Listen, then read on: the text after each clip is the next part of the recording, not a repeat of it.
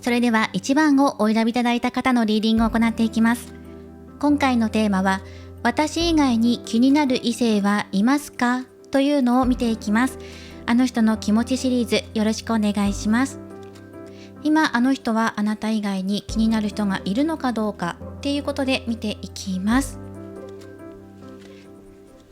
まずはルノルマンカードから今のあの人の現状とあなたの現状をそれぞれもらっていきます。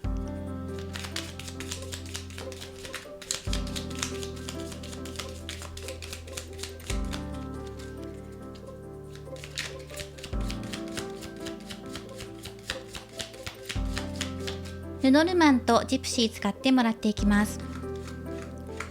はい、まずはあなたの方です。ブックのカード。はい、お相手の方です。お相手はカマのカードが入っています。で、ジプシーを追加していきましょう。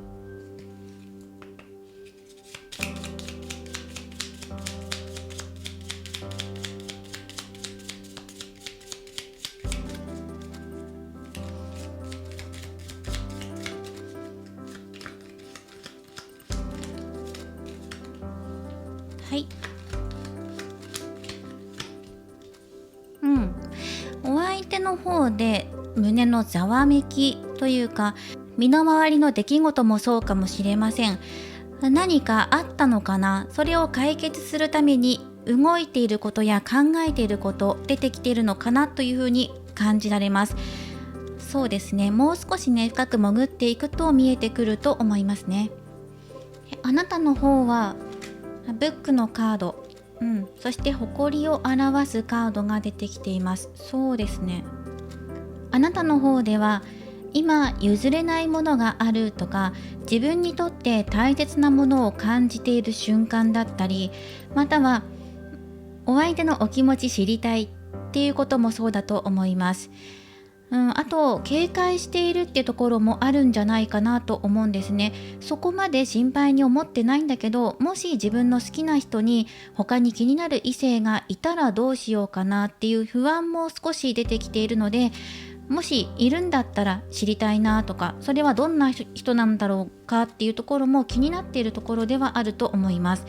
そしてお相手に対しても気持ち知りたい、自分のことどう思ってるのかなっていうのも知りたいし、自分の気持ちを伝えていきたいっていうお気持ちも出てきています。もっとお相手のことを深く知っていきたいっていう方もいるでしょう。ただしお相手の現状的には今何かあったのかなっていう感じで出てきています。そしてそれを何とか解決させようと動いていたり考えていたりっていう現状があるので、これは何について考えているのかなっていうところはまずねあります。ではまず見ていきましょう。一番最初にお相手が他に気になる方がいるのか、まずそこから見ていきましょう。はい、それではこちらのタロットカードからもらっていきます。すでにシャッフルしてあって正逆採用でもらっていきます。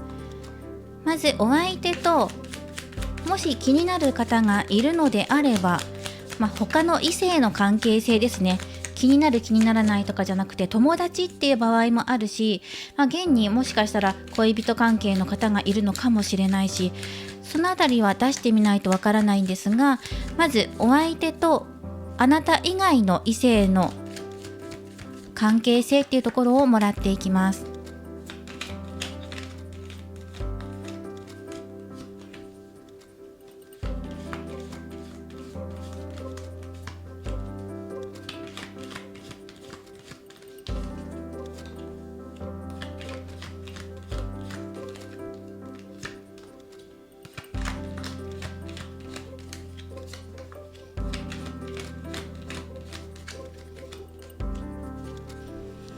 はい、この6枚で見ていきます。で、お相手、そうですね、今他に例えば恋人がいるとか好きな人がいるとか、そこはなさそうですね。恋愛関係に発展している方はいないんじゃないかなと思います。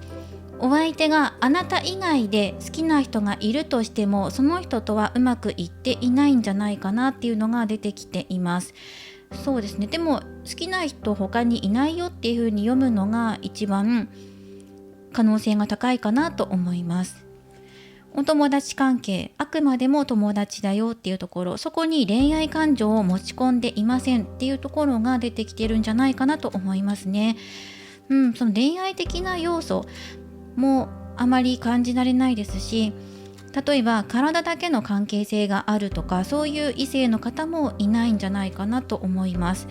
これが今のお相手と他の異性の関係性で見ています。あまり異性関係うまくいってないんじゃないかなって。その異性関係っていうのは恋愛要素じゃなくて人付き合いとして閉鎖的というか、あまりこういう関係が広くないのかな今はっていう感じです。あまり多くの出会いを求めていないお相手っていうのも出てきていますし、そういうタイミングでもないっていうところが出てきている。はい、これがお相手とその他の方の異性との関係性を見ていきました。はい、ここはねさっと出ましたね。では次、あなたとお相手の2人の関係性において見ていきます。それはこちらのタロットカードですでにシャッフルしてあって制約採用でもらっていきます。で、あなたとお相手の関係性、そしてもしこれを出してもそのお相手の現状っていうところがよく見えなければ、深掘りしてお相手の現状をもらっていきます。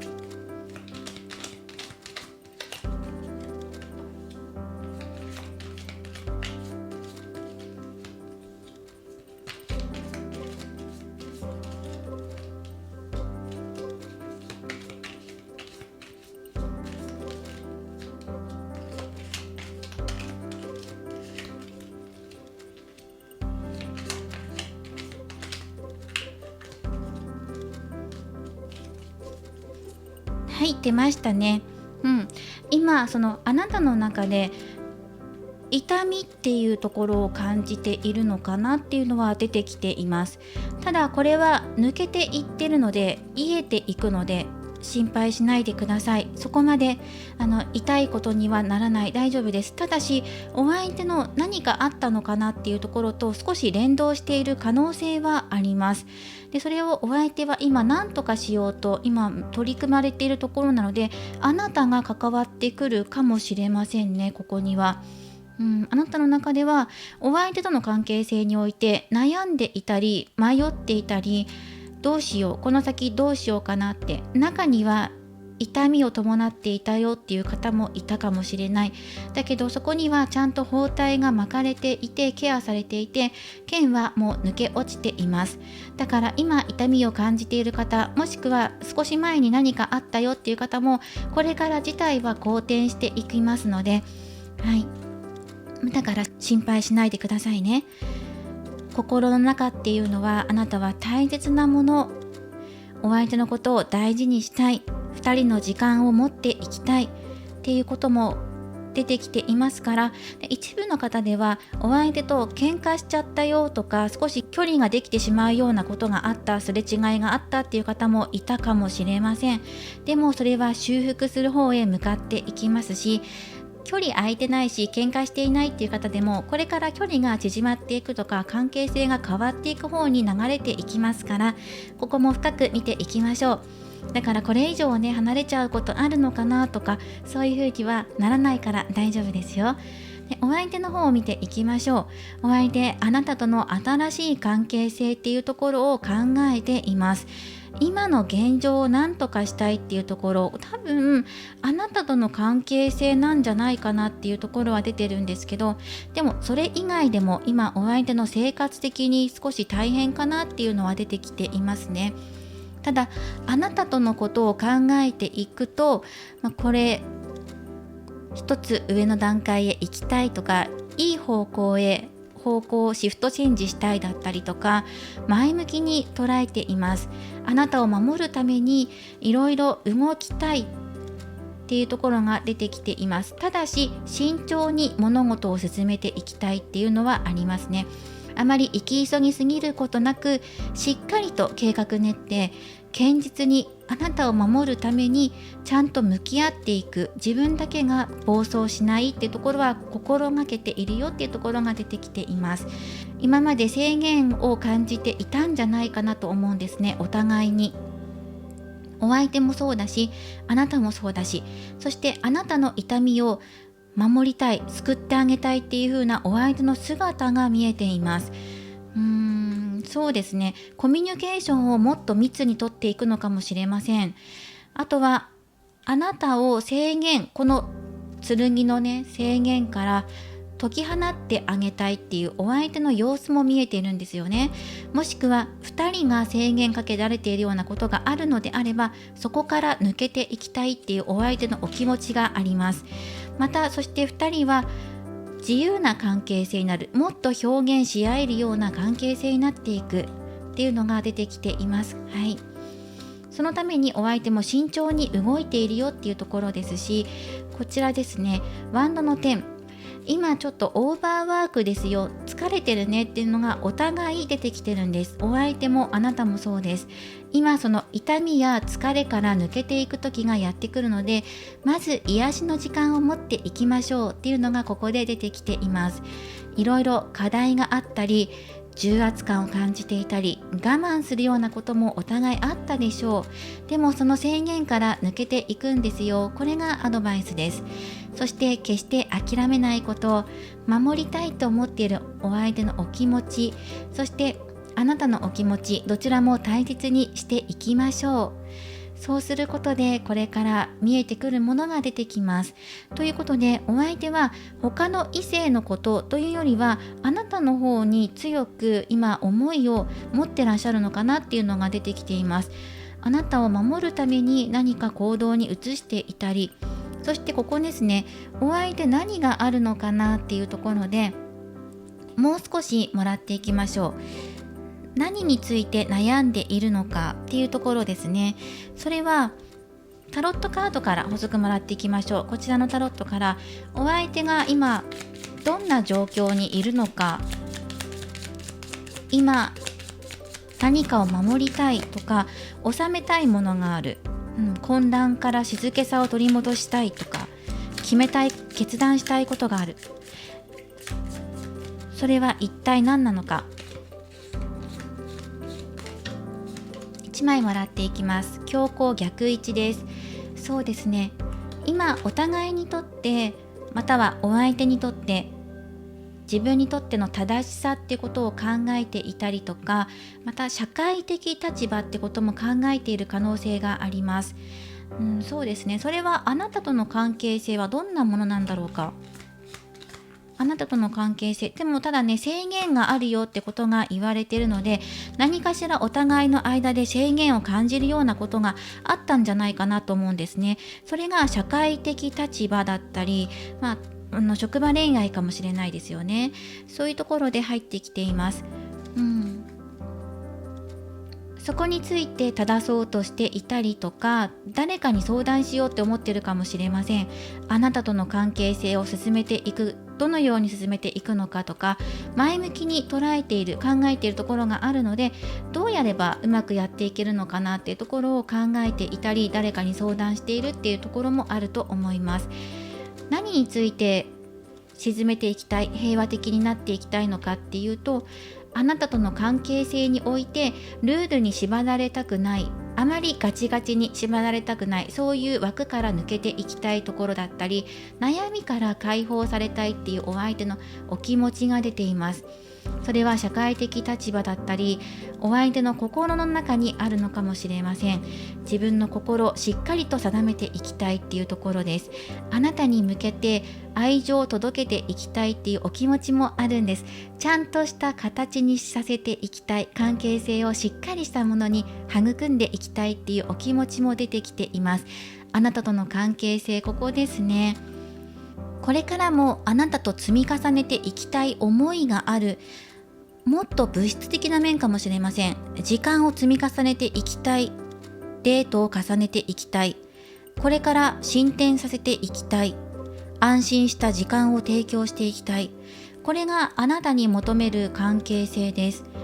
愛し愛されたい、あなたに尽くしたいっていうのが入ってきています。お相手が尽くしていくためにより良い選択をしていく流れになっているんじゃないかな。ただしここね、お二人の間で何かがあったっていうことはあるのかな、共通してあるのかなと思うし、そこを制限を外していって守りたいっていうところに働いていきます。なのでお相手は今他の異性っていうよりはあなたの方に気持ちがいってると思います。ではここからお二人、これからより良い流れになっていくためのアドバイスもらっていきましょう。ルノルマン、ジプシー、ごめんなさい、ルノルマンとタロットカード、そしてオラクルでもらっていきます。より良い関係性になっていくためにスターのカードです。大丈夫、成功します。あなたたちが今取り組んでいること、変えようとしていることは成功へと運んでいきますので、どうぞ諦めないでください。2人の希望を消すことはありません。胸に抱えている大切なもの、これからも大切にしていってくださいっていう風に出てきています。はい、31番太陽のカードですね。これも素晴らしいカードだ。成功しますよって、今暗いところにもしいたりとか、もっと知りたいって思っていることとか、なんとか平和的に解決させたいと思っていることは解決していきます。そんな風に出てきていますね。だから目の前のものをまず大切にしていきながら、お互いの時間を育んでいきましょうっていうことも言われています。オラクルももらっていきましょう。他の異性のことに対して今気にかけるようなことはないので、そこに対しては安心してください。他の異性のことよりもお互いの関係性について今、考えて目を向けていく時です。これからより発展させていくために、お相手は他の異性のことをあまり興味がないというか、そんなこと言ったら他の異性の方に失礼なんですが、今それじゃなくてこっちなんだっていう風に出てきていますね。それではこの2枚からもアドバイスもらっていきましょう。2人の関係性をより良くするために今あなたができることとしては、クレンジング、メディテーション、きれいにすることと瞑想することというふうに2枚カードが入ってきています。具体的なアクションとしてはお清めというふうに出てきています。自分の体をきれいに清めることもいいでしょう。または清められるような、心が清まるような場所に行くとか、そのような時間を持つっていうこともいいでしょう。そして身の回りの整理整頓をするっていうこともいいです。あとはお水を飲んで体の中を循環させるだったり、そうですね、手を清めることっていうのもいいです。空気の清浄っていうのもいいでしょう。クレンジングっていうと女性の皆さんだったら聞きなじみがあると思います。メイククレンジングっていう感じで、自分のお化粧いつも落としていたりしますよね。一日過ごしているとホコリがついたりとかもするんですよ。もちろんノーメイクでも顔に皮脂だったり汚れだったりホコリがついたりするので洗顔していくんですけど、洗顔した後も女性の皆さんケアされていますよね。スキンケア、これもここで出てきてると思うんです。清めるだけじゃなくてケアもしていきましょう。皆さん洗顔したらほったらかしにしてないですよね。それぞれ自己ケアされてると思うので、清めてクリアになった後もさらに保湿させていきましょうっていうことも言われています。栄養を与えるっていうことも必要かなっていうふうに出てきていますね。今そのあなたの心に痛みがあったようなことがあったんじゃないかな。心の変化だったり不安っていうところがあったと思うんです。それをまず癒すことや清めることっていうのをやってみてね。浄化です。デトックスですね。そしてこれは瞑想をするマインドフルネスっていうのが入っています。自分自身の心と対話して自分の心を解放させていくために瞑想したりヨガをしたりとか、そういう時間を取るのもいいでしょう。はい、清めることや瞑想すること、そのことによってお相手との関係性がよりスムーズになっていきます。これは具体的なアクションを促す2つのカードですね。オラクルカードです。で、あとはこちらですね。流れはやってきます。必ず明るい方向へ向かっていく、2人の関係性が向かっていくので希望を持ってください。その夢は叶います。多分これ絵柄から見るにお相手が動いてきてくれると思うんですよね。あなたを守るためにとか、あなたの痛みを解放させるためにというふうに出てきています。ではタロットカード、これ大アルカナですが、これから1枚もらっていきましょう。正位置採用です。はい、ハーミットのカードが出ました。やはり今自分の気持ちを確かめる時だったりとか、自分の心をクリアにしていくためにも、自分の心と対話していきましょう。心の中を見ていきましょう。または一人でいる時間も大切です。その中で心の対話をすること、自分の内なる声を聞くことで、自分の本当の心、答えっていうのが出てくるでしょう。この先どうしようかっていうところまでたどり着くかもしれません。はい、あなたが今知りたいことの答えが出てくる時です。またこのハーミットのカード、読書していますよね。ここにも本のカードが出ていますから、いろいろ本を見たり聞いたり、今その本って紙の本だけではなくて電子書籍だったり配信サイトで情報を取り入れていくことも大切でしょう。あなたが今いろんな学びを吸収する時です。いろんな様々な形、媒体を使って情報収集してみてください。情報っていうのはあなたの心の休まることですね。新しい趣味として読書をしてみるのもいいです。本の中からあなたに今必要なメッセージが届けられるかもしれません。またはあなたが今気になることや学びたいことについて吸収していく時かもしれません。いずれの形にしろ、何かしらのワードであなたの心に響くことが手に入れることができるでしょう。こちらも参考にしてください。そして最後にお選びいただいたオラクルカードからメッセージをもらっていきます。こちらはそのままですね。リスペクトって書いています。自分自身をリスペクトしていきましょう。そしてお相手のこともリスペクトしていく。お互いがそのような関係性になっていくためにも、あなたはあなたらしくいてください。そのままのあなたは美しい。それを感じてください。それを感じるためにも具体的なアクションだったり、どういうことを願っていけばいいのかなっていうアドバイスも取り入れていきながら、あなたはあなたのままでいいんだっていうふうに自分に自信を持ってください。あなたはいずれお相手が関係性を変えるために動いているので、2人の間で今何かがあったとしても、これから変わっていきます。今窮屈に感じていることが自由に開放的なお気持ちに変わっていくでしょう。それまでに今できることやられてみてください。ラッキーナンバーは9番です。9、これは一つのサイクルも表しているかもしれません。9のつく日、もしくは9のつく時間、9週間後、そのようなワードを心に留めておいてください。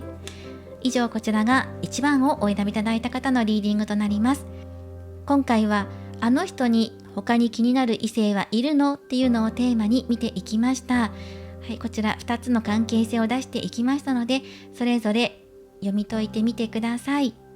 これからも様々なリーディング動画を投稿していきますので、高評価やコメント、そしてチャンネル登録をよろしくお願いします。ではまた次回の動画でお会いしましょう。最後までご覧いただきありがとうございました。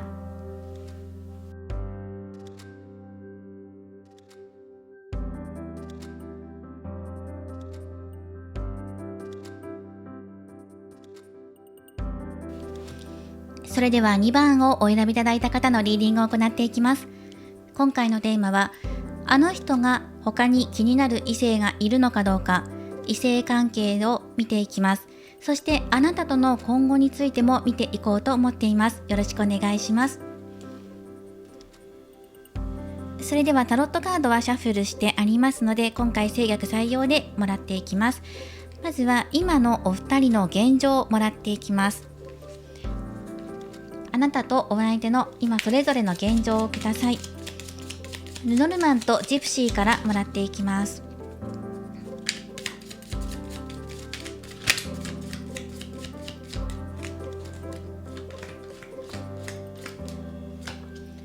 はい、山のカード。こちらがお相手です。お相手は家のカードで入っています。あとはジプシーを足していきましょう。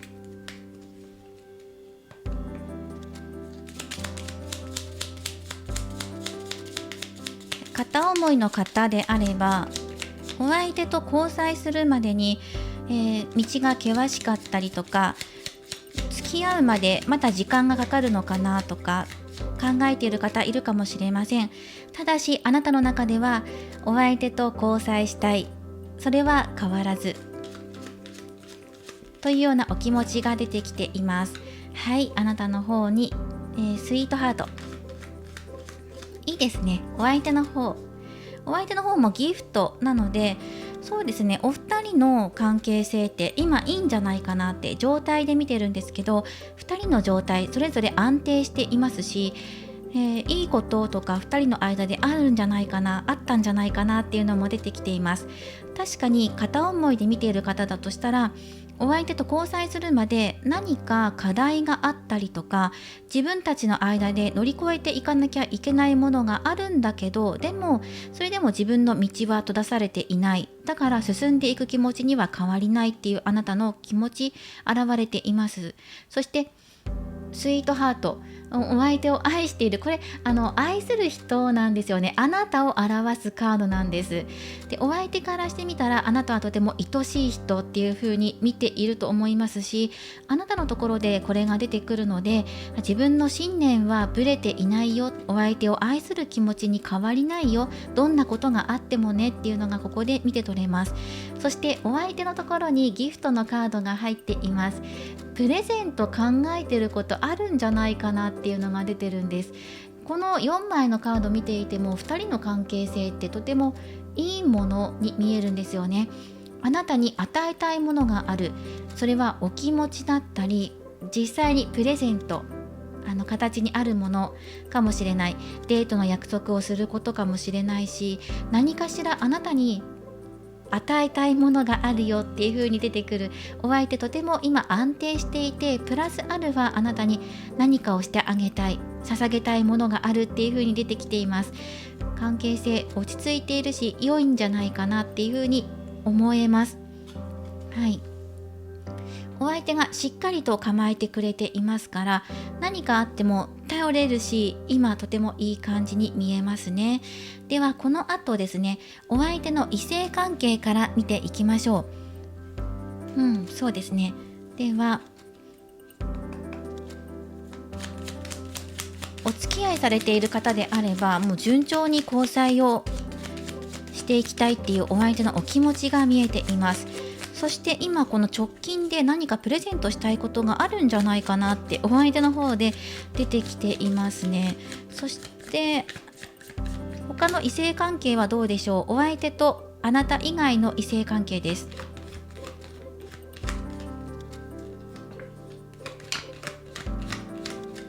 はいはい、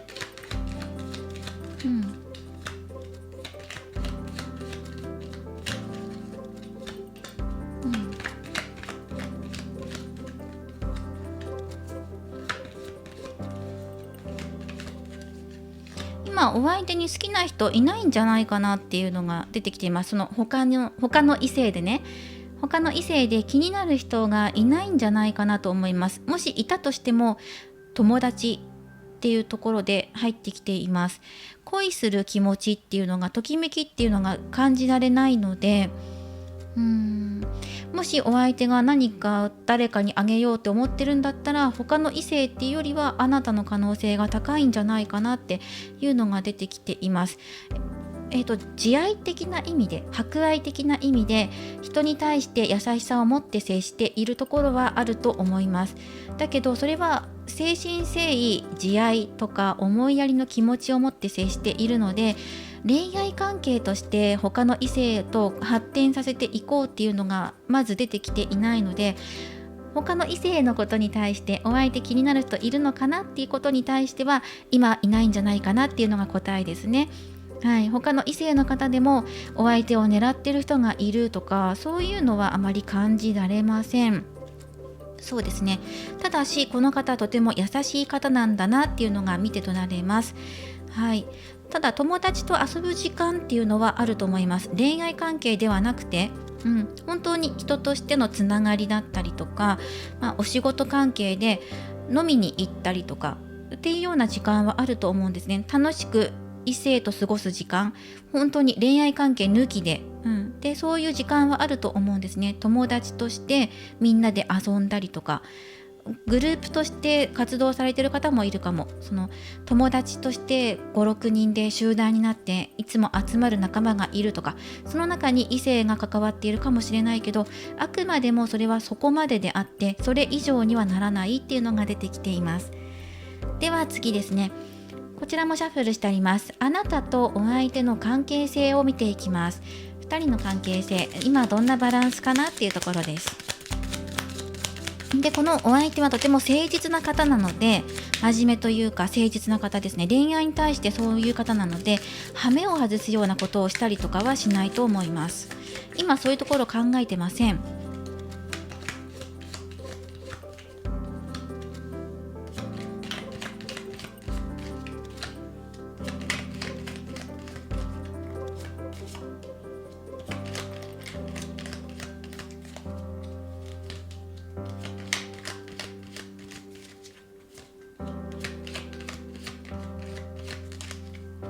はい、ではあなたとお相手との関係性において、出てきていますね。あなたはもしかしたら他の異性の人と仲いいお相手のことを気にされていたり、もしかしたら自分以外に好きな人いるんじゃないかなっていう風な不安ありますか？疑ってるというか、疑ってるって言ったらちょっと失礼になるかもしれない、お相手に対して。だけど心配しているとか、私以外にいるんじゃないかなっていう、何か底知れぬ不安を抱えていたりとかするのかなっていうのが出てきました。だけどその不安は大丈夫です、取り除いてくださいっていう風に出てきました。お相手羽目を外すようなことをしたりとかもしないので、今その他の異性と遊んだりとか時間を共有するようなことがあるかもしれないけど、決してそこだけで止まっているので、それ以上にはならないから、そのあたりに対しては不安に思わないでくださいねっていうのが出てきています。ただしあなたとの関係性っていうのも、お相手これから今の関係性、今のあなたとの関係性はまだお付き合いされていない方が多いのかなというふうにも感じますね。でお付き合いされている方であれば、今その2人の関係性っていうのは楽しいものになってるんじゃないかなというふうに出てきています。はい、でお相手とても安定していますから、これからもあなたとの関係性を育んでいきたいというのは変わらずあります。でこれが片思いの方でもし見てますっていう方だとしたら、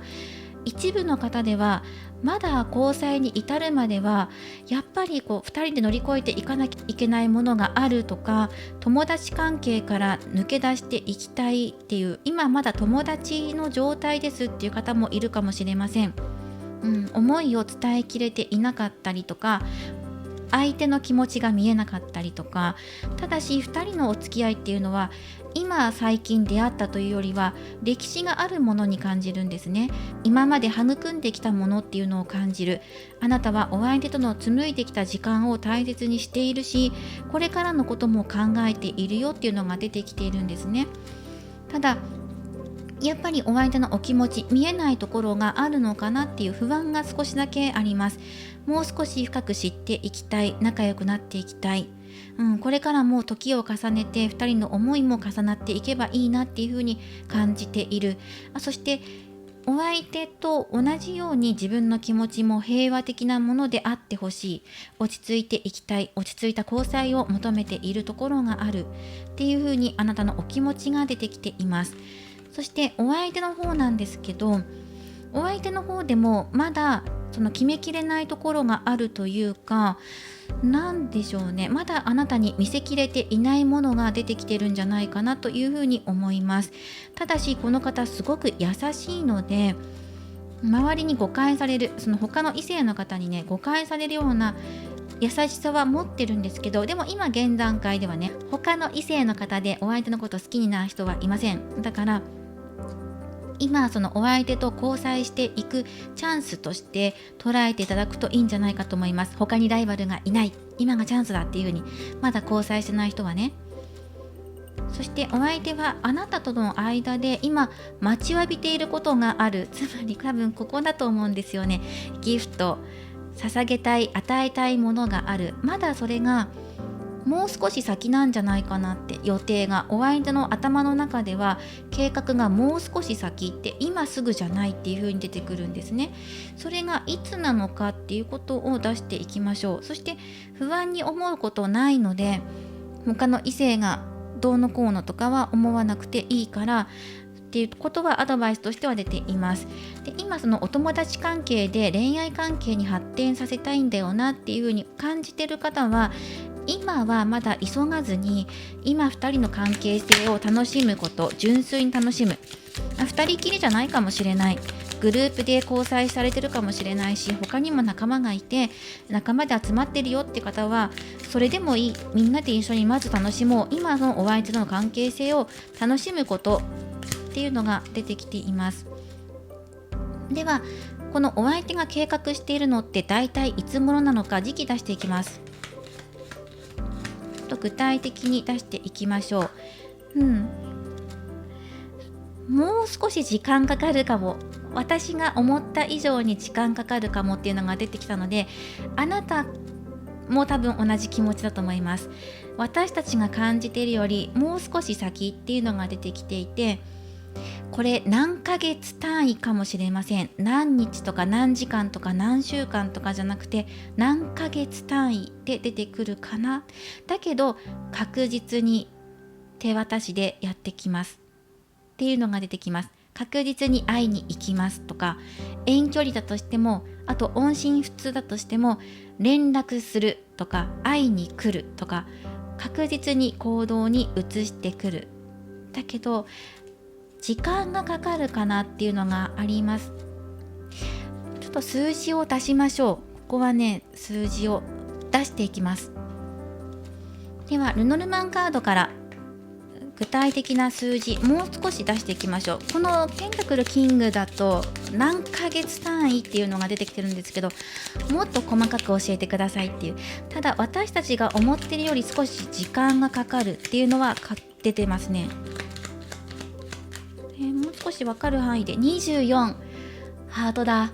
見てください、ハートのカードが出ました。真実の愛を伝えるまでお相手が告げてくれるのは24っていうのがナンバーで入っています。24日かもしれない。で、24ヶ月後だと2年後とかになっちゃうので、かなり時間経ちすぎるので、それは多分ないと思う。数ヶ月、そして1ヶ月、早くても1ヶ月なんじゃないかなと思います。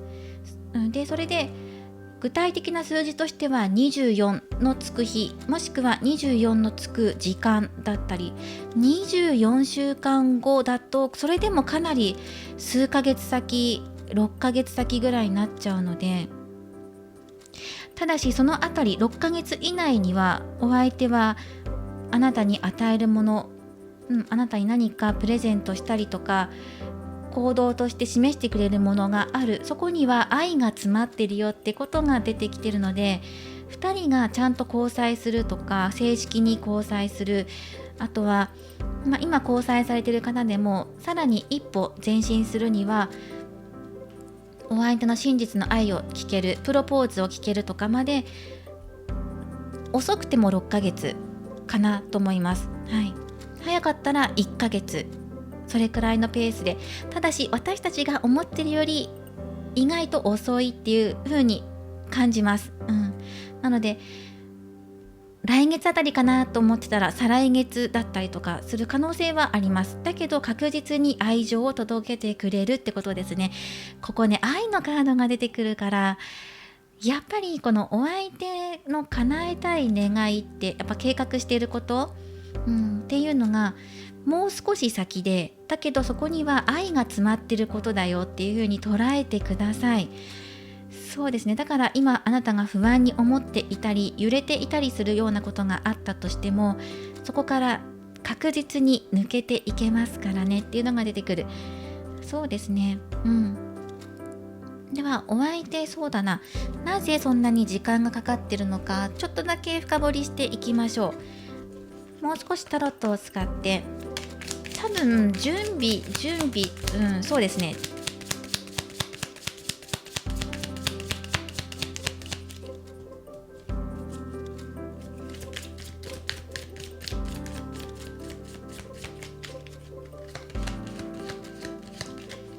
ぜ時間をかける必要があるのか。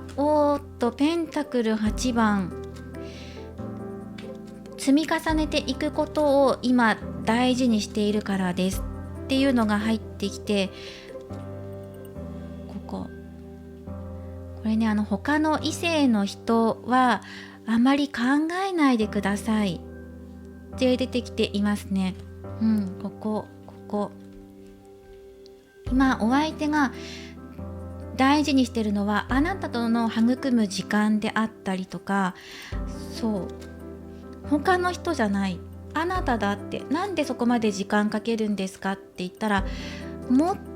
少し慎重になりたいというか、慎重すぎるほど慎重ではあるんですけど、もう少し重ねていきたいものがある。積み重ねていきたい時間だったり、あなたに集中したい、もしくは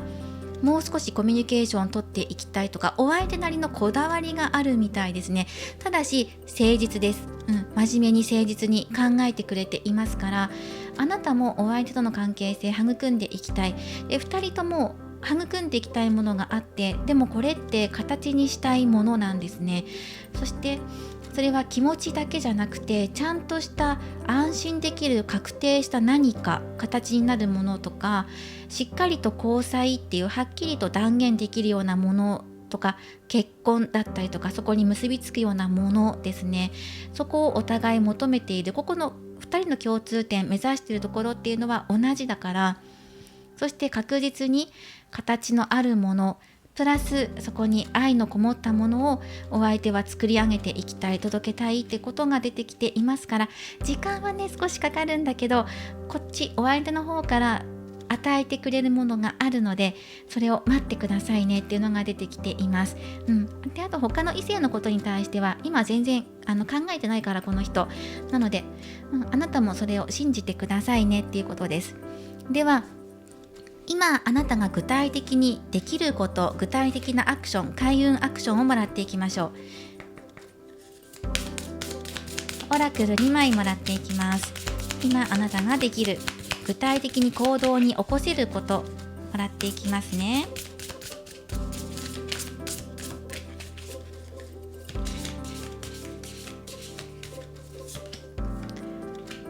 はい、クレンジング、浄化、そしてルノルマンももらっていきます。一回しまいますね。ルノルマンももらっていきます。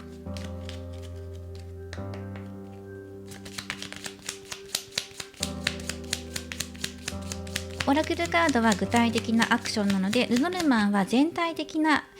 アドバイスをもらっていきましょう。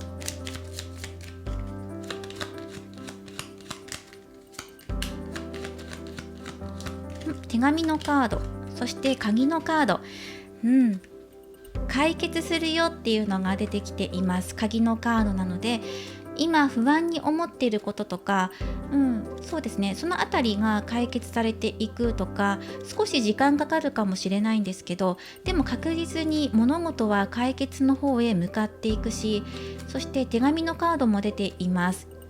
お相手に伝えたいお気持ちとか、今のうちに綴っておきましょう。いずれタイミングが来たらそれを渡す時がやってきます。手紙じゃなくて言葉かもしれません。お相手の方からギフト、愛のこもったギフトが送られてくる瞬間、あなたはどのように受け取るでしょうか。そしてお相手に何を伝えたいのでしょうか。そのお気持ちを今のうちに整理してまとめておきましょう。そしてまたね、お相手の愛のギフトが届けられる前に、あなたがお相手に日常的に連絡を取ったりとか、何か一通送ったりするのもいいでしょう。なかなか自分からメール送れないんだよねっていう方は、自分から送ってみるのもいいかもしれませんね。具体的なアクション見ていきましょう。クレンジングのカードとママのカードが入っています。ママというとね、母親を表しているんですが、この場合そうですね、何パターンかあると思います。これをご覧になっている方で、今自分にお子さんいらっしゃるよっていう方は、もちろんお子さんとの関係性を大切にすることっていうのも具体的なアクションとして入ってきていますし、命を大切にすることや育んでいくこと、自分の母性っていうのを生かしていくこともいいかなというふうに思います。ご覧になっている方、性別問わず慈しむことや育むことっていうことに注目してみてください。今ご自身が育めるものありますか？慈愛の心で取り組めること、成長を見守ることありますか？植物を育てるとかペットさんと関わることでも構いませんし、人間関係を育んでいくことでもいいです。あなたの心の中で温めているもの、これを大切にしてください。愛情を込めてくださいってこともそうですね。そして時には来るので、その時まで準備をしておきましょうってことです。これは妊婦さんのカードで出産を迎えようとしています。出産は間もなくです。新しい命が誕生するのがもうすぐそこまで来ているので、出産に備えて準備しましょうってことがここで言われています。これを当てはめると、お相手からの真実の愛のギフト、これが届けられるのが間もなくやってくるので、それに備えておきましょう。そしてもう一つはクレンジングのカードです。今お清めをするのがいいよっていうふうに言われています。身を清めることだったり、不安を取り除くために今あなたができることをやってみましょう。身の回りの整理整頓やきれいにすることもそうです。そしてあなたのスキンケアとか念入りに手入れすることもいいでしょう。ヘアケアとかねもいいと思います。体を清めることだけではなくて、心がきれいになること、クリアになるようなことをやってみてください。リフレッシュすること、リラックスすること、あなたのやり方で構いません。またはお水をよく飲んで体の巡りをよくしたりとか、そしてあとは手を洗って身を清めたりとか、半身浴するっていうのもいいでしょう。クレンジングっていうワードも入っていました。そうですね、この4枚をメッセージとしてお受け取りください。ではタロットカード、こちら大アルカナ、こちらから好転メッセージもらっていきます。政治採用です。間もなく実るために向けてお互い今積み重ねていくよっていうところです。はい、運命の輪が入ってきました。これも物事は好転していきます。もうすぐピースが揃ったら丸い輪になっていきます。だからそれまで今準備できることをやってください。自分の心に栄養を与えていきましょう。そして思いを綴ることもいいでしょう。解決する、間もなく物事は好転していきますから、その時を待ってくださいということで、ラッキーナンバーとして10というナンバーもお受け取りください。はい、10のつく日、もしくは10のつく時間、10週間後、先ほどお相手から連絡もしくは何かしらの思いが届けられるまで1ヶ月から6ヶ月くらいかかるのではないか、もしくは24っていう数字も出ていました。こちらと合わせて10っていうのもお受け取りください。そしてお選びいただいたオラクルカードからメッセージをもらっていきます。ヒーラーのカードです。自分自身の癒し求めていきましょう。この絵柄にはチャクラが描かれています。ここですね。第1から第7まで描かれています。チャクラ整えていくっていうのもいいと思います。チャクラのお話軽くさせていただきます。チャクラというのは元気になるツボとしてお受け取りください。各エネルギーというのがそれぞれあります。まず第1チャクラというのはお尻のあたり、それからだんだん上に上がっていきます。で、頭の頭頂部の上のあたりが第7チャクラです。このすべて元気にさせる、体をうまく循環させるエネルギーの循環っていうのを意識してみてください。それぞれのエネルギーの力を外側からのエネルギーと体にどう取り込んでいくか、どのように使いこなしていくのかというのがポイントです。人間には様々な活動があり、愛することや考えること、動くことなどいろいろと活動することがあります。体の内側から外に発信していく意識の思いなどの活動を7つのチャクラに分けて表現しています。第1が赤、第7の上、頭の上がそうですね、色として見たら薄い紫から白と言われています。この7つのチャクラをすべて連動させて活性化させていくことで、人生がうまくいく流れに乗ることができます。はい、この運命の輪にも少しつながっているかもしれません。より良い運気を引き寄せていくために、己のチャクラ、エネルギーを活性化させていきましょう。体の循環、心の循環っていうのを良くしていきましょう。そのためにも良い食生活だったり、良い睡眠、身の回りの整理整頓っていうのも大切になってきます。浄化っていうのも意識してみてください。このようなメッセージが入ってきました。もし気になるなっていう方は、チャクラ活性化について調べるとすぐ出てくると思いますので、そのような情報も取り入れていくのもいいでしょう。ぜひ参考にしてください。今回は、あの人に私以外に他の異性で好きな人はいるの？というのをテーマに見ていきました。2番の方、他の異性の方、今お相手はあまり興味がないというか、そう言ったら申し訳ありません、他の異性の方なんですが、でもこの方を狙っている他の異性の方も今いませんし、もし仲良くしている人がいるとしても、それはお友達とかチームメイトだよっていうことです。そしてお相手はあなたとの関係性を育んで形になるものを目指している、ギフト、愛のギフトを考えているっていうことをお伝えさせていただきました。これからもリーディング動画を投稿していきますので、高評価やコメント、そしてチャンネル登録をよろしくお願いします。ではまた次回の動画でお会いしましょう。最後までご覧いただきありがとうございました。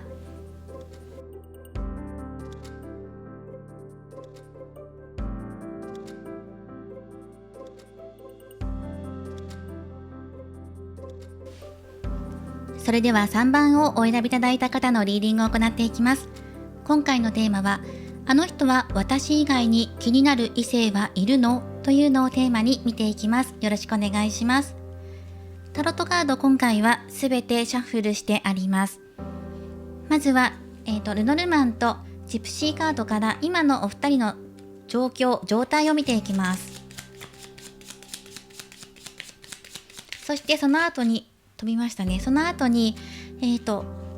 まずお相手と他の異性関係、そしてあなたとの関係性を見ていって、最後に好転へ向けてのアドバイスをもらっていきます。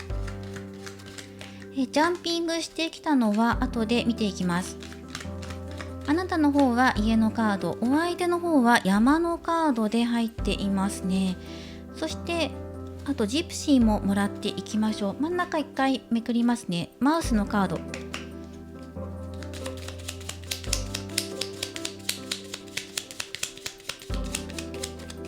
マウスがジャンピング、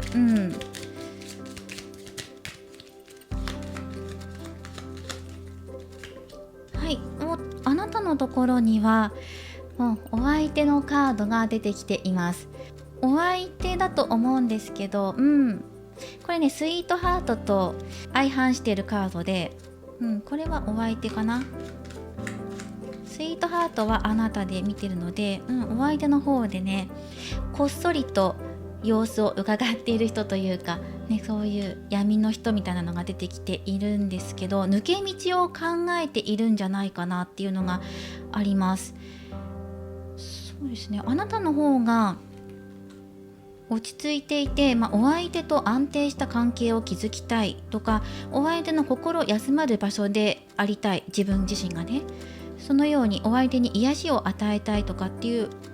のもありますし、あと待っているっていう感じもするんです。お相手がやってきてくれる、会えるのを待っているとか。ただしお相手の方が抜け道を探してるというか、どうすればゴールにたどり着けるんだろう、もっといいやり方ないかなとか。そうですね、あと時間を気にせずに今動いてることがあるかも、時間に追われてるっていうことかな。時間を気にしないっていうのは、何時だから終わりとかそういう制限とかじゃなくて、それに追われていて、あっという間に時間を忘れてしまうほど今何かに取り組んでいたりとか、そのために目標を達成させるために時間を惜しんで費やしているものがあるとかっていうのも感じます。あなたのところにお相手っていうカードが出てきてるから、あなたの状態としては先ほどお伝えした通りで、お相手の状態的にはこれはどこへ向かおうとしているのかとか、どんな抜け道を探している、例えば生活全般的かもしれないし、自分にとって乗り越えるべきものがあるっていうふうにお相手は感じてるんですね。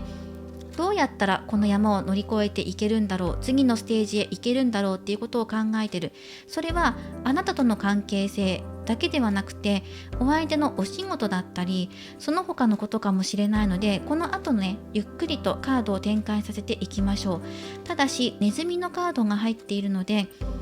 なんかポツポツと食べられているハムを食べられていて、それがお互いにとって入ってくるのかどうなのかっていうのも後で読み解いていきましょう。まだこの4枚からは見えてこないものもあります。では先にそのお相手と他の異性の関係性を見ていきましょう。今あの人に気になる人がいるのかどうか、これカードを出してみないとわからないんですけど、いるっていう場合もあるし、いないって場合もあるし、グレーゾーンで出してくる場合もあるんですね。今のお相手の状態も合わせて見ていくので、どこにお相手が課題を感じているのか、何を乗り越えて次に行きたいと思っているのか、そのあたりも合わせて見ていきましょう。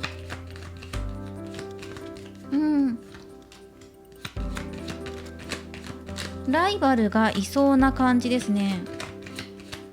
だけどそれは一方通行で終わってるっていう感じです。元カノ、元彼、元恋人っていう感じもします。だけどそれは復活にはならないよっていう風に出てきているので、お相手が他に好きな異性がいるというよりは、お相手を好きな異性がいるみたいです。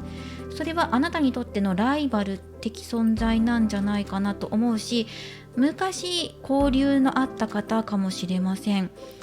昔の恋人だけに限らず、前に交流のあった方とか、今現在も交流がある方かもしれませんね。ただしこのお相手は他の異性のことに対しては、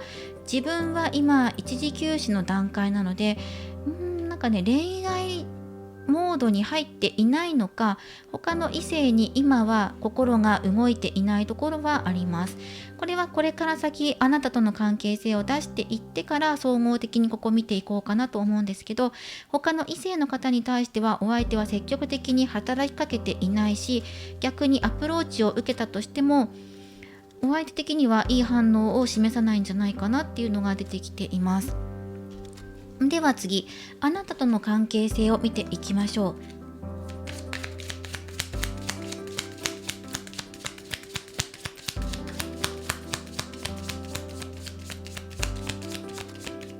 ただこの方を好きな異性はいるみたいですね。アタックしよう、もしくはされてるんじゃないかなと思います。諦めないっていうのが入ってきてます。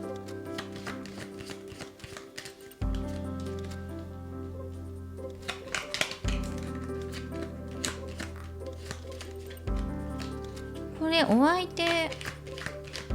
その他の異性の方からアタック受けていることを少し気にされてますかね。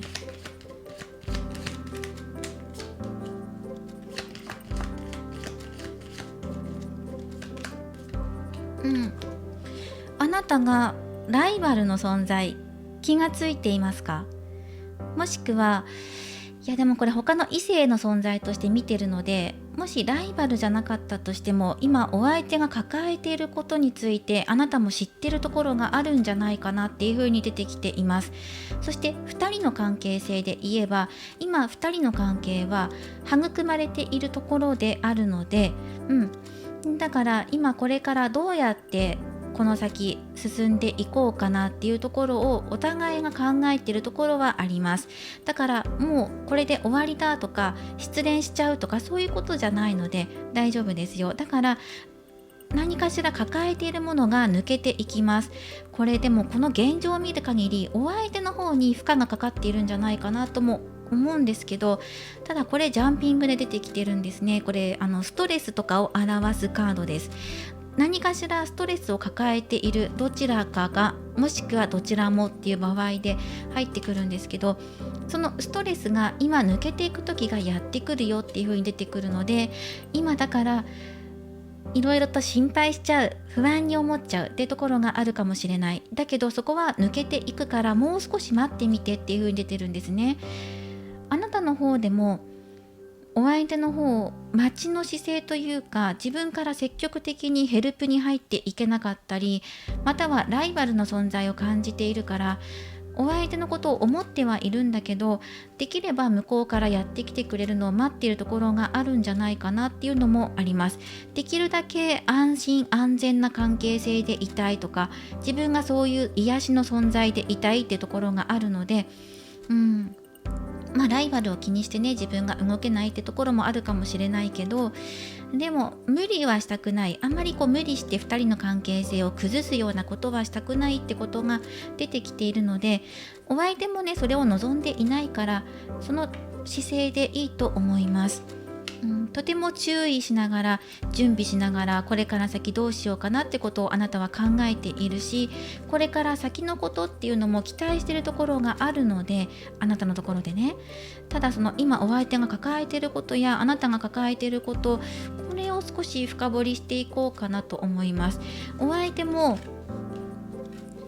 あなたとコミュニケーションをどうやって取っていこうかってことを考えている、より良いコミュニケーションってことですね。2人は出会ったばかりじゃなくて、ちゃんと育まれている関係性っていうのが出てきていますから、だから一方的な片思いとかそういうことじゃなくて、お相手が嫌がってるとかそういうのじゃなくて、ちゃんとした関係性、2人で育んできた時間、2人だけで培ってきたものっていうのがちゃんとここで現れているから、それに対してお相手も紳士的に向き合っていかなきゃいけないなっていうふうに感じていますし、ただし他の異性の出方次第でそこちょっと気にかかっている、ストップかかっている、ストレスになっているようなところもあるんじゃないかなっていうのは出てきています。ライバルの動きがどうかなっていう感じでは入ってきています。そのせいで足止め食らっているような、あなたにアプローチできていないようなっていうところも出てきています。もし他の異性のことに対してあなたが不安に思っていたり誤解をしているところがあるのであれば、それは違うよっていう風にできているので、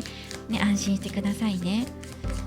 逆に迷惑ぐらいの勢いで思っている可能性もありますね。このライバルの存在に対して全くこっち動いていないお相手の様子が出てきていて、もし愛情をかけられても受け取れないよっていう風に出てくるので、お相手を苦しめているものは何だろうっていう、ストレスに感じていること、仕事かもしれないし、これからどうしていきたいのかなっていうところで、お相手の気持ちもう少し深くもらっていきましょう。でルノルマンももう1枚出してもらっていきます。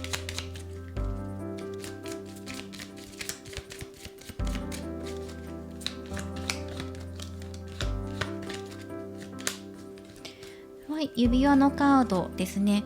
わかりやすく言うと結婚だったりとか、あと約束ですね、しっかりしたものっていうことに関して、そしてあとお相手が何について悩んでいるのかな。ソードのエース、ソードのキング、ワンドの7番、これ争いのカード、争いというか、ライバルと争ってるというか競い合ってるカードなんですけど、だけどライバルが多いっていう風にお相手がここで出してるんですよね。あなたじゃなくてお相手目線でライバルの存在っていうことが出てきました。そのライバルっていうのがあなたにとって、お相手目線で言えば、あなたに他に好きな人がいるんじゃないかとか、あなたを狙ってる人が他にいるんじゃないか、それで自分が不利な状況にいるっていう風にお相手がそれを困難だって思ってるのか、またはここですね、お相手のことを好きだって言ってる他の異性がいて、ちょっとそれで自分がこの異性には好意はないんですよ。ないんだけど、少しそれで進展しづらくなっている、ストレスになっている原因なんですかって言ったら、自分が思うように進めないことだ、自分の有利になる方に向かっていけない、どうやったらうまく切り抜けていけるだろう、これがでも今うまくいけてないよっていう模索している、模索というかどうしようっていう焦りとかっていうのも見えていますし、ちゃんとはっきりとここは断るべきなのかどうかとか、ちゃんと伝えていくのかどうかっていうふうにまだ決めかねているところもあるんですよ。決めかねるっていうのははっきり言うのかどうかって、このライバルに対して言うのかどうかってことで、なんて言ったらいいのかなとか、はっきりと無理ですって言えばいいのかなとか、無理だって言っても聞かない相手に対してこれ以上どういう手を尽くせばいいのかなっていうふうに考えていたりとかっていうところはあります。だから自分の思うように進めなくて少しざわついていたりとかもしますね。ここです。どのように動いていくのか少し迷走しているとか、振り回されている、っていうところだ。振り回されているんで、それがストレスになってるよって、周りの人たちに振り回されているからストレスだから、はっきり言えないこともあるし、自分の思い一つだけで進めないこともあるし、それで決めきれないところがあるストレスになってるよっていう感じで出てきました。はっきりとした約束ができないことが今ストレスになってきてますっていうのが出てきていますね。ではお相手、じゃあどうしたいのっていうところを1枚もらっていきましょう。あなたに対してどういうことをしていきたいのかなっていうのをルノルマンからもらっていきましょう。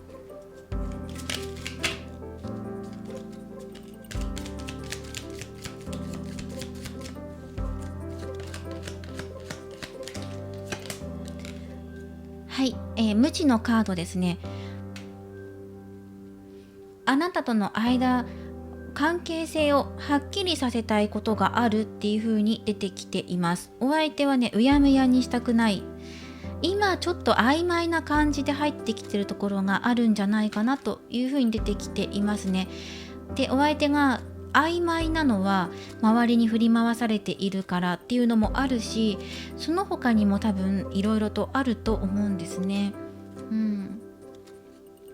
ただしあなたとの関係性においてははっきりとさせたいことがあるっていうことが出てきています。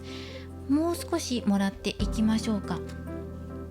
どんな関係性を望んでいるのか、無知に補足でタロットもらっていきます。飛び出してきたのがあるので、これを1枚もらって、ワンドのエースと、ソードの2番逆。そっか。まずとにかく癒されたいっていうのが一番入ってくるかな。言えなかったこととかもあるからはっきり伝えたいってことが出てきています。お相手の中で言えなかった気持ち、感情とか抑えていたものとか対立していたこととかもあるんですよね。周りの人たちに振り回されている。そこから逃れてまずはっきりさせたいことがある。例えばあなたに誤解をされているのであれば違うよってことをはっきり言いたいし、お互いの関係性をもっとはっきりしたものにしたいってこともそうかもしれません。2人で育んでいることを大切にしていきたい。お互い向き合いながら接していきたいっていうお相手のお気持ちっていうのも出てきているので、うやむやになっていることや誤解されていることをまずこの方ははっきりさせるっていうことと、あとこの戦いからもう戦いを終わりにして平穏な生活を過ごしたい、ストレスから抜け出したいっていうのが出てきています。あまり波風立てたくないんだけど、いずれピシッと自分で決める時がやってくるだろうっていうことも考えているし、そうした後は穏やかな平穏な日々を過ごしていきたい。だからここか、あなたがこの家の状態、落ち着いて安心して暮らせる場所っていうのをあなたが持ち続けることで、ここにたどり着いていく、帰っていく、自分の家に帰るかのようにあなたの元へ帰っていく。これが落ち着く場所だ。探し求めてるのは癒しのところだっていう風に出てきています。そしてここね、ワンドのエース入ってきています。また新しい気持ちであなたと関係性を育んでいきたいとか、あなたに対する思いが高まっていきます。この争いが終わればっていう風に出てきているので、ではあなたが具体的にやっていくといいよっていう肯定メッセージをもらっていきましょう。もししあなたの周りであなたのことを好きだって言っている人がいるとか、お相手から見てライバルっていう存在がもしいるのであれば、そこをあなたはお相手だけだよっていう風に示していくことも必要でしょう。そしてお相手のところにライバルっていう存在がいるっていう風にあなたが感じるのであれば、お相手は他の異性に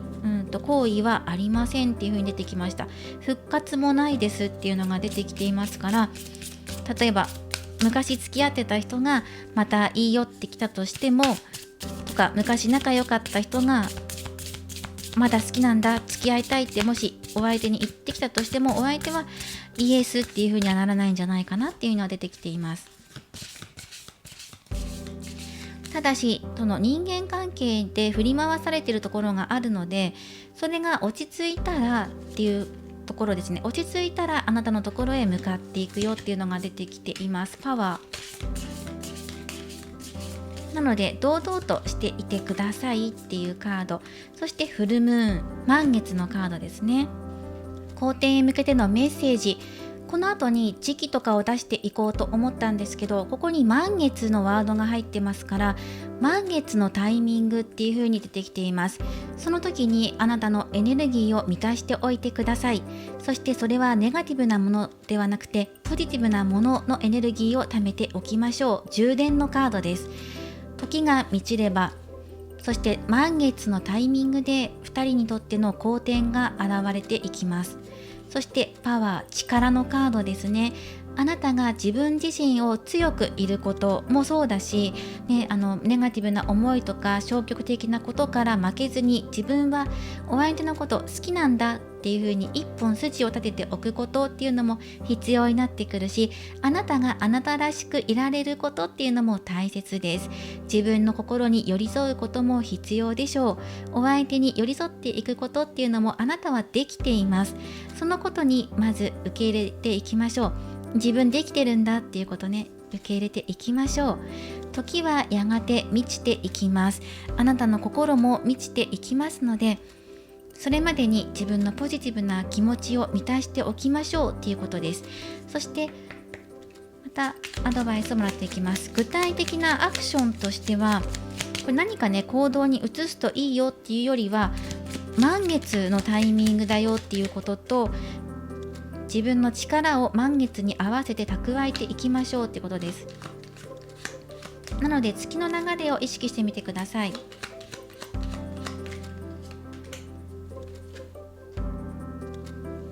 はい、ではこちらからももらっていきましょう。山のカード、紙のカード、ちゃんと解決するので、今は苦しいな、困難だなとか、お相手のことに対してもそうです。お相手大丈夫かなっていうふうに思ったとしても解決しますから、あまり不安に思わないでください。実は重いコートを脱ぎ捨てると、そこには明るい日差しがやってくるのかもしれません。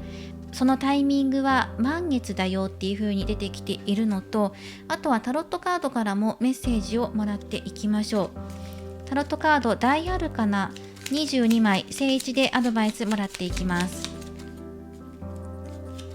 あなたにとってのストレスなのか、お相手にとってのストレスなのか、このネズミのカード、これが消えていくまでに間もなくです。はい、それは満月のタイミング、そしてフールのカードが入ってきました。フール、自分が自分らしくいることです。今あなたの中で自分らしくいられないとか、心持ち不安とか、うまくいかないことを感じていたりとかするかもしれません。だけどあなたがあなたらしくいること、これが一番今大切です。あなたが今自分で何か働きかけることありますかっていうと、自分らしくあることです。そのようなメッセージが入ってきました。具体的なナンバーとしては0番が入っていますので、0のつく時、時間ですよね。または何日後っていうのが、これフールっていうのはトランプでいうジョーカーみたいなものなので、いつ何が起こるかわからないっていうのが具体的な数字なんです。なのでそれに向けて準備しておきましょう。どうしようってなっちゃう。でもここに幸いなことに満月のカードが出てるので、満月のタイミングっていう風に捉えていただくといいのかなと思います。10月の満月、11月の満月の周期っていうのを意識してみてください。充電してくださいねっていう風に出てきていました。あと自分の心に栄養を与えていってくださいねっていうのがありますね。いずれ解決のヒントだったり、実際に物事が解決の方向へ向かっていて、より自分が自分らしくいられるようになっていきます。今はお相手との関係性を育むことや、自分が自分らしくいられるための方法っていうのを考えてみてください。お相手は落ち着いたら、揉め事から解放されると、あなたの方へ癒しを求めてやってきてくれるのじゃないかと。今はこの課題を乗り越えるためにどうすればいいのかなっていうふうに、お相手は一生懸命自分自身の中で戦っているところでもあります。そして他の異性に対しては好意はありません。ここはっきり出てきています。ただしライバルはいる。だけどこの先もお相手の心が変わることはないんじゃないかなっていうのが出てきています。はい。ということで、こちらも参考にしてください。そしてお選びいただいたオラクルカードからメッセージをもらっていきます。これは導きのカードです。心の道しるべ、あなたの向かう先はどこにありますか？コンパスを表していますね。自分の本当に望んでいること、向かう方向っていうところを、指針ですね、を見つけていきましょう。または見直してみるとか再確認するっていうのも大切になってきます。あなたはどこへ向かっていきたいですか？あなたらしく歩いていけばいいのよっていう風に出てきています。いつだって自分の気持ち、自分の感情、自分の心は自由なんだ。それをお受け取りください。以上、こちらが3番をお選びいただいた方のリーディングとなります。これからもリーディング動画を投稿していきますので、高評価やコメント、そしてチャンネル登録をよろしくお願いします。ではまた次回の動画でお会いしましょう。最後までご覧いただきありがとうございました。